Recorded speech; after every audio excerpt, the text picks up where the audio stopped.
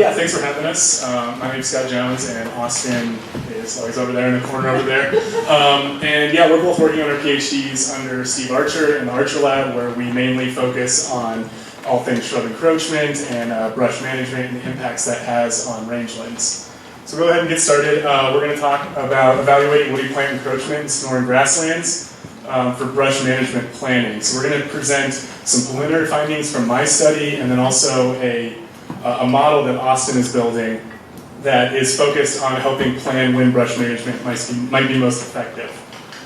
So, to get started, over the past century, a number of arid and semi-arid regions have undergone this proliferation of woody plants. And when this happens, it often happens in concert with a decrease in grass cover, and then also increasing areas of bare ground. So you can see this picture from the Santa Rita here, 1902, real nice open grassland all the way into 2003, a lot more bare ground with shrubs. So the drivers from this are multifaceted, complex, interact, pretty much out of the scope of this presentation, but I'll cover them real quick. But if you want to grab us afterwards, we can nerd out quite a bit on these and go in deeper, especially Austin's a huge shrub head. So, but drivers of this go from decreases in precipitation, increase in temperature leading to drought, which favors deep-rooting shrubby plants, or compared to fibrous, shallow-rooted grasses. Different changes to the land use on the area, introducing cattle, which put pressure on the grasses. Also introduce a vector for dispersal of seeds. And I think in this area is really important, a decrease in frequency of fire and intensity, which if it happens enough can battle back these small shrubs. Once they get tall enough, put a taproot down, pretty hard to get off with fire anymore. So all of this favors woody plant encroachment or mesquite for the most part in this region. So the rate at which we go from a grassland to a woody plant-dominated system is thought largely to be constrained by topoedaphic constraints, landform constraints, soil, topography. These things are going to really judge how fast you go from this grass-dominated system into a woody-dominated system. And understanding this is really important for brush management, because if you can target when that area, how fast it'll encroach, or how much it's encroached, over time, you can really say, okay, this is to a point where we really need to go in and treat it. If not, we may jump into this woody plant-dominated system. A way we battle this back often is using brush management, but when and how often to use it is going to be really dictated on these topoedaphic variables. So, to get into my project, what I've been doing for one of my chapters in my dissertation is analyzing how those topoedaphic factors have mediated the rates and dynamics of shrub encroachment within a rangeland. So I picked Las Ciénegas because there was a really nice data set that was created by TNC of aerial imagery over time. And then also shrubs, or mesquite's pretty much the only thing out there for the most part in a lot of these lowland areas. So if it's above the ground in this old aerial imagery, you can pretty much be confident in a way that that's going to be mesquite. So I am also looking at then, once you treat an area, how these factors dictate re-encroachment into these areas. So I'm hoping information gleaned from this can really be used to help prioritize when, where, and how often you're going to use brush management to reach conservation goals that you have. So methods I'm using, I'm classifying a data set of old aerial imagery dating back from 1936 into 2017 across the entire landscape for shrub. I'm doing this through an isocluster classification, which is unsupervised. It basically takes a pixel, looks at the values it's given for the colors, and then groups these all together. And then from there you can do post-processing and identify, okay, shrub, not shrub, and then through a lot of tedious labor going through and picking out areas that are poorly classified and reclassifying them or adding areas. And then because of the way the image is, I had to eliminate anything under 1 meter, or anything 1 meter or below, because it's really hard to identify if that's actually a shrub, it's yucca, bunch grass, something like that. From there, I have then upscaled all of my data to half a hectare to look at the percent cover on there.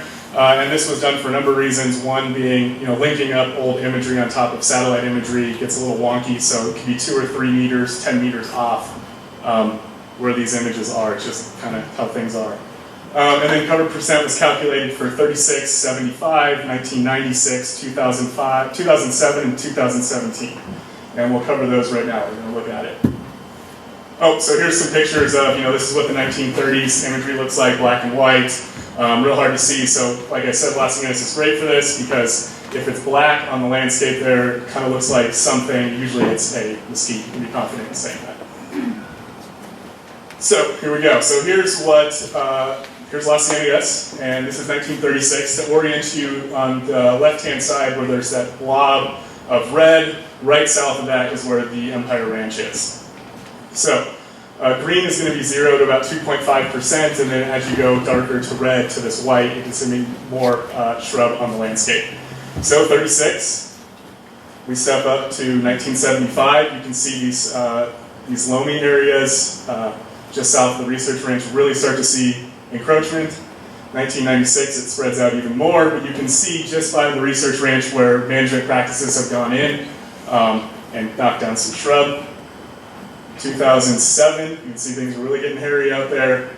And then 2017, you really start to see where Dan Quintana has gone in and started treating for these shrubs. So we'll go through them real quick again, just to 35, 75, 96, 2007, and 2017. So I also calculated largest areas of percent change, so the darker the red or white, those are going to be the areas that have seen the most shrub cover change over time from 36 to present. And those areas that have been treated really pop out as having, actually gone back before what 36 actually had on it, so less coverage. So from here then, I decided to, I'll zoom into some of these a little bit more, it's kind of just a lot of info thrown at you here. But I wanted to see how ecosites, percent coverage on ecosites has changed, and to see if there's any type of rhyme or reason or how fast things are encroaching. So some I thought were interesting to talk about here real quick are going to be these sandy washes of these bosques and these Saccatone Flats, which Roy presented on today. You can see, we're pretty high concentration to begin with, but have seen an increase dramatically in the amount of coverage they have, going up to around 18%.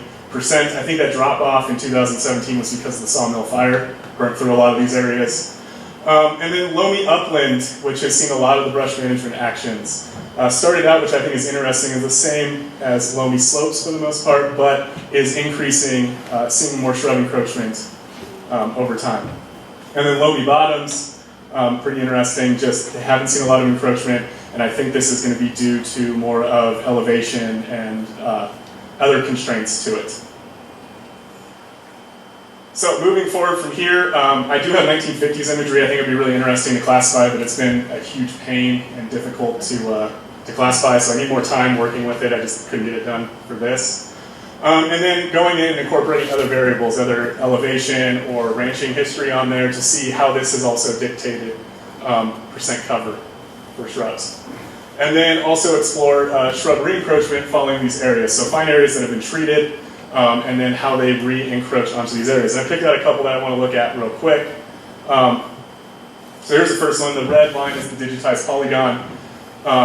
And you can see pretty open. 1975 it was treated. Before 75, pretty open. You're at about 1 or less than 1% coverage. 2006, kind of hard to see from here. I thought we'd have a bigger screen, but you can see shrubs start to move in there. I think 2007 is a better one. You see a fire moves in on the top there. Didn't really do much to the shrubs. 2010, sorry, it's really small. But I do have a list here of 2007 went in and treated it. So I have a list here. You started out in 1975, about 0.1% coverage. Re-encroached up to about 2.3% coverage by 2010, and then you went back in 2017 and knocked it all back. So I picked a bosque area eco site, and this is an old ag field that looks like it was abandoned around the 70s. And you can see how much quicker this will encroach. So here's 96, 2007, I put 2010 in here, and then 2017, almost completely re-encroached in here. If you look at a list of this, you go all the way down from 0.1% when it was open, all the way up to 22% coverage within that polygon. So I think this is interesting on when you should treat, right? So when you should plan these retreatment actions. And I put this, so the red polygon here shows that ag field. And the larger black polygon shows an area Dan Quintana is interested in potentially treating this year with brush management. So knowing this, he could actually plan better to, okay, I need to prioritize retreatment on this type of ecosite compared to others. And with that, I'm going to hand it over to Austin.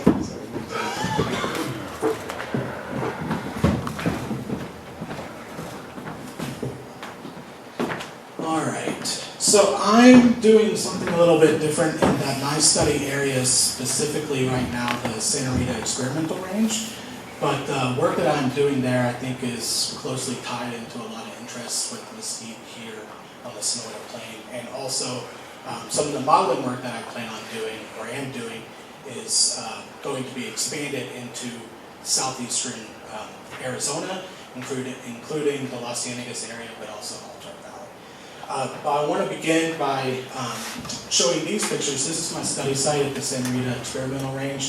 Fortunately, we have repeat photography for that area, and you can see dating back to 1918 that it was a fairly open grassland with a few mesquite shrubs peppering the landscape, and then moving from into the mid-40s and then to roughly today, you have a lot of infilling by mesquite. So it was a once open grassland that has been encroached through time.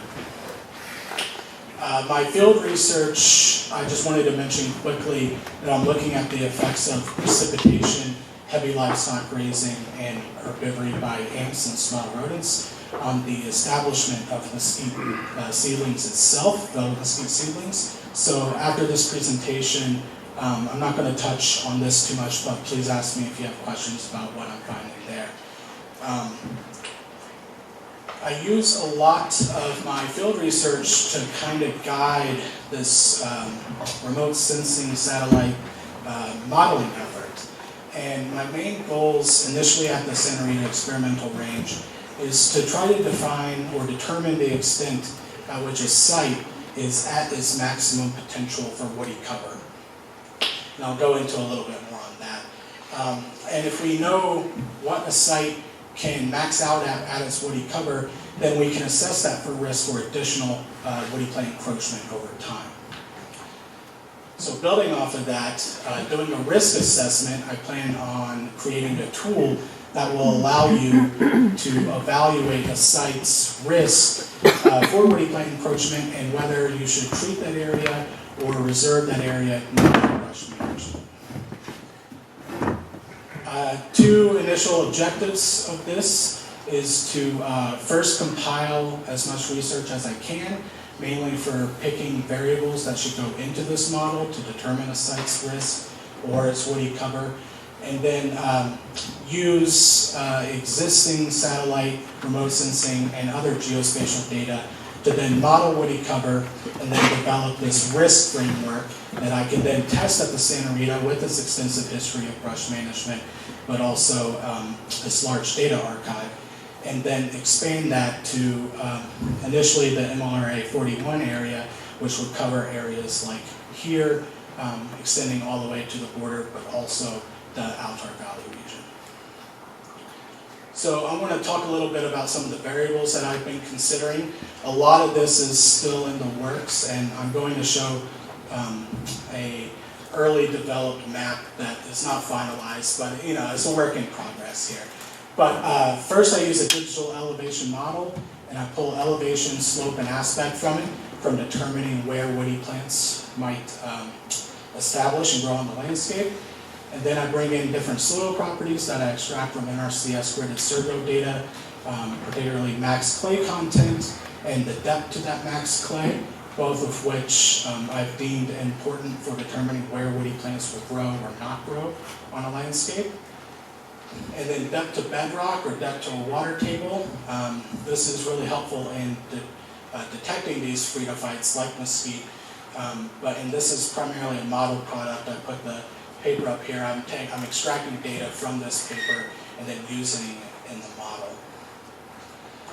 Climate is a huge one, of course. I have a number of different precipitation variables, including mean annual precipitation, but also what I'm finding in my field research is that the event frequency or the consecutive number of dry days is very important in determining where mesquite will establish and where these seedlings will grow and survive into the future.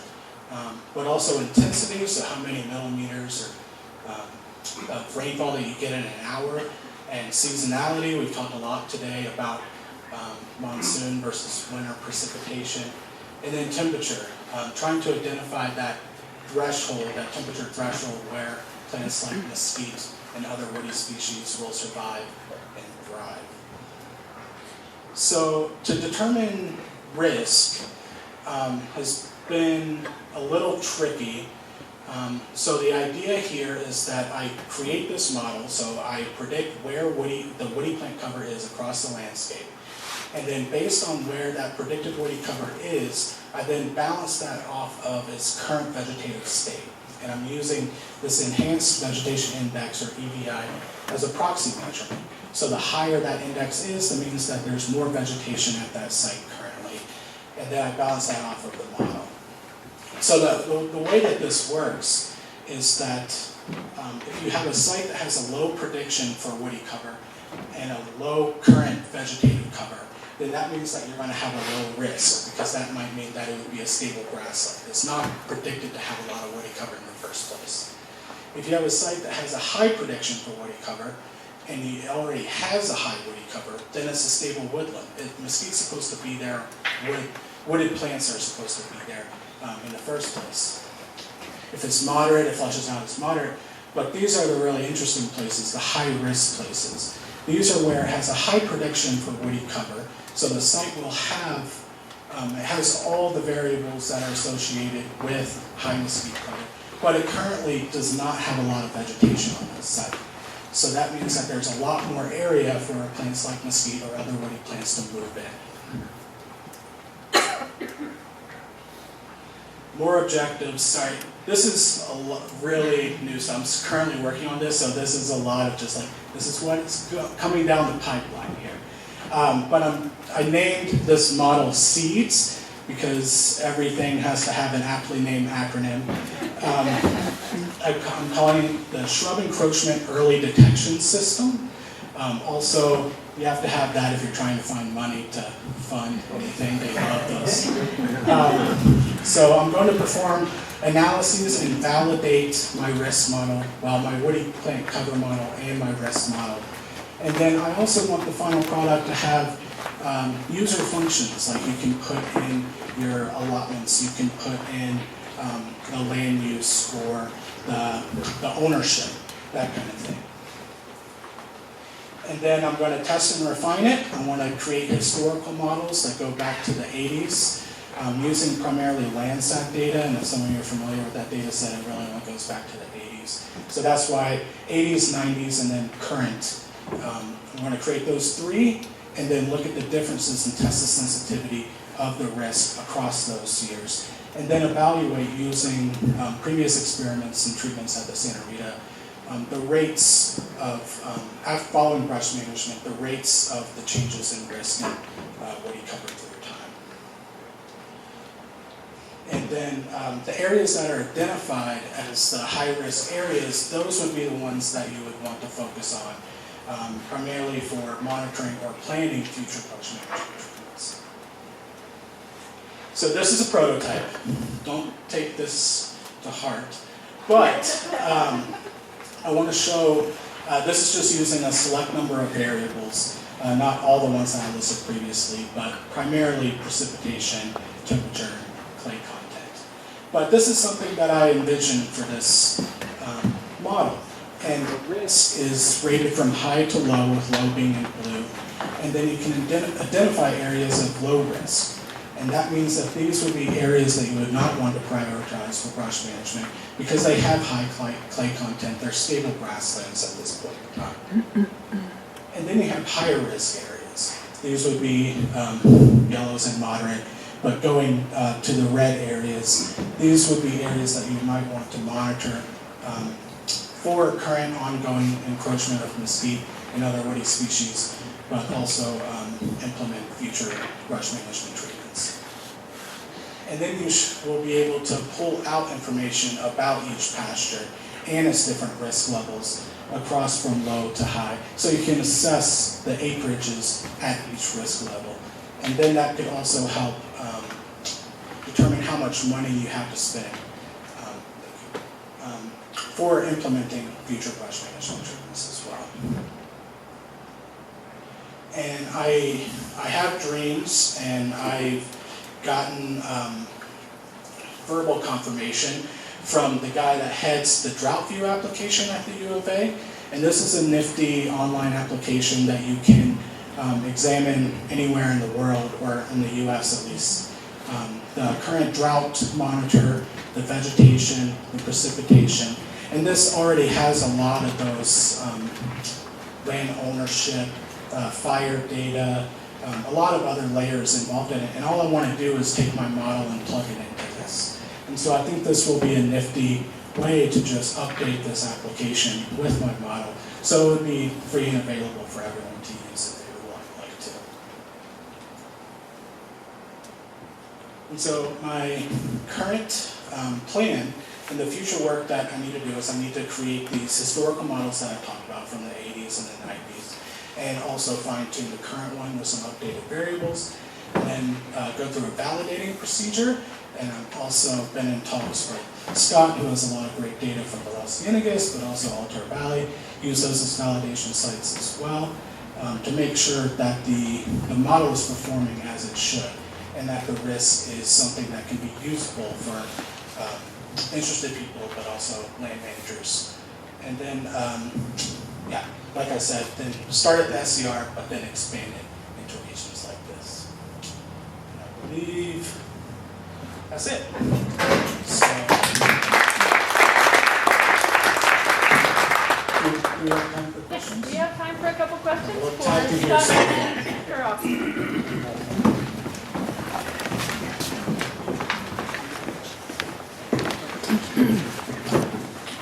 Hi, this is probably for Scott. I have a question about the 1936 imagery that you used. Terrible. And yeah, it is terrible. And were you able, is shadowing a problem with this? Yeah, so I forgot to mention this, I meant to. So what I have been doing is Fairchild also flew a 46 project in the area, and that is located at Santa Barbara. So I've had them scan some images and send them to me, and then using that for a number of the hill shades, you can kind of start sussing out what's actually there. It's not perfect. Some of them are probably going to have to be omitted eventually. Luckily, there isn't a ton of hill shading until you get to these granitic hills out onto the the east side of the conservation area. Is mainly where you see a lot of it. Okay, so yeah, that was the main question. So also about like dark. Did you have any issues with dark soils or with like severe topographic shading? Like Yeah, and stuff? this is what came into me. I would create 7 or 8 different classification layers and then just manually add in this area was terribly classified, this area did it okay. Start like mixing and matching. Just a lot of post-processing. You know, it took a couple months to do. I see why people don't do large classifications like that anymore.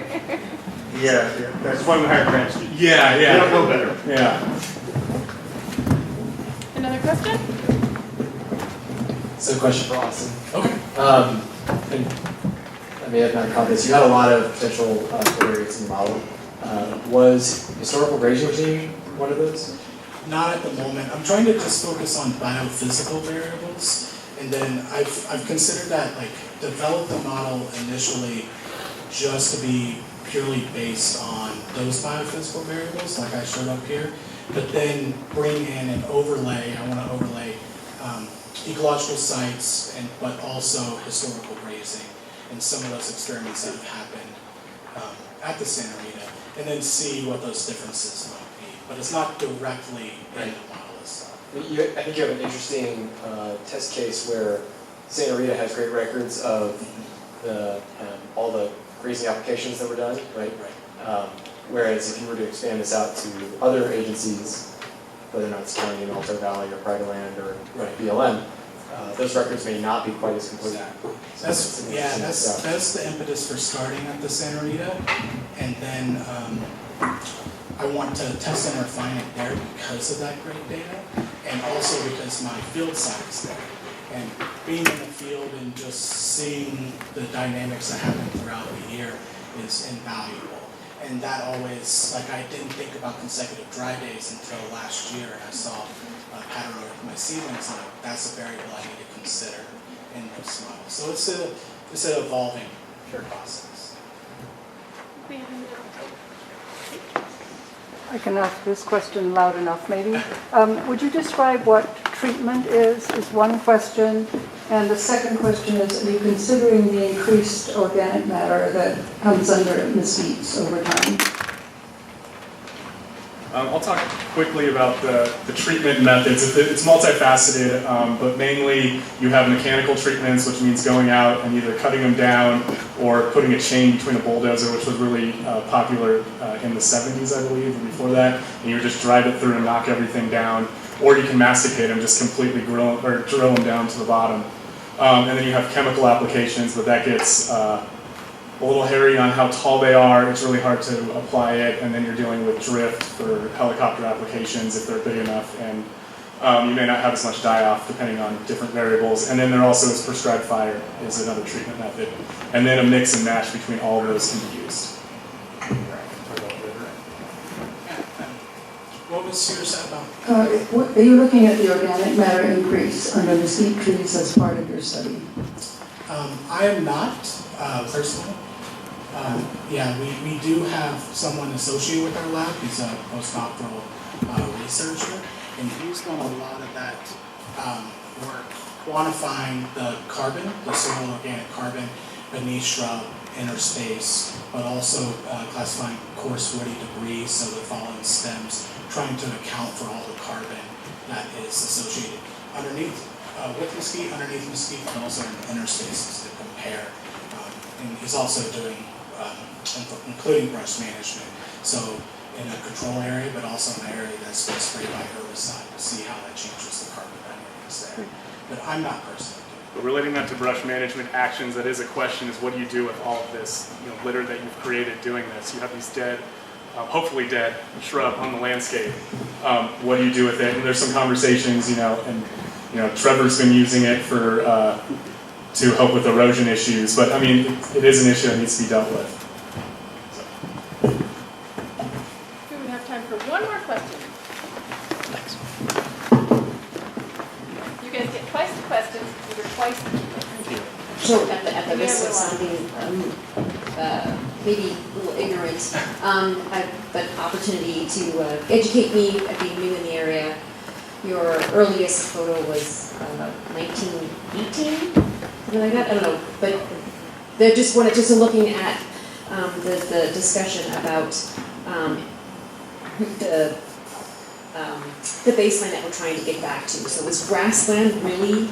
Is that really what we're trying to get back to? I mean, anthropogenic ranges. We've been here a lot earlier since the 1900s, so I'm wondering, why is grassland really what we're going for, and what do you arriving at that? So I think this is a question I'm hoping to address, is just understanding how that landscape has changed and what did it look like before, because a lot of people may go out there and say, hey, this needs to be an open grassland, while maybe it had 4 to 5% shrub cover on it before. But I think ultimately it's going to be up to people doing management out there to decide what they want from the landscape. I think we're just trying to provide info of these areas may be most likely to encroach, and if you do these treatments, it's not a brush management project. I think it should be more looked at as a brush management process, because you're going to have to go in and retreat. And if you don't go in and retreat on some of these soil types, you may lose all of those gains you made within 15, 20 years.